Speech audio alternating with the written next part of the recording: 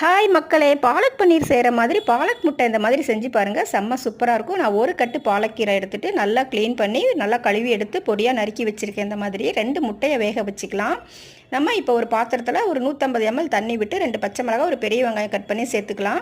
இது கொதி வரும்போதே நறுக்கி வச்ச கீரையை போட்டு 2 கொதி வந்தோடனே ஸ்டவ் ஆஃப் பண்ணிடலாம். இது நல்லா ஆறட்டும். இப்போ நம்ம அந்த முட்டையை 2 கட் பண்ணி வச்சுட்டு இப்போ ஆற வச்சுருக்க கீரையை அப்படியே எடுத்து மிக்ஸி ஜாருக்கு மாற்றிட்டு கொஞ்சம் கல்லுப்பு போட்டு தண்ணி சேர்க்கக்கூடாது. அப்படியே பல்ஸ் மோடில் 1 நிமிஷம் அப்படியே அரைச்சி எடுத்துக்கலாம். ஒரு கடாயில் ஒரு 2 ஸ்பூன் எண்ணெய் விட்டு கொஞ்சம் இஞ்சி பொடி பொடியாக நறுக்கி போட்டுட்டு அப்படியே மிளகாத்தூளையும் போட்ட உடனே இந்த கீரையை போட்டுருங்க.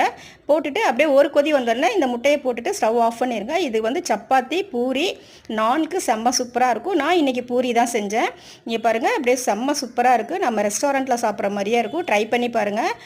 இது சூப்பராக இருக்கும். பிடிச்சிருந்தா லைக் பண்ணுங்கள், ஷேர் பண்ணுங்கள். கீரை சாப்பிடாத குழந்தைங்க கூட சாப்பிடுவாங்க. நம்ம சேனலை சப்ஸ்கிரைப் பண்ணுங்கள். தேங்க்யூ.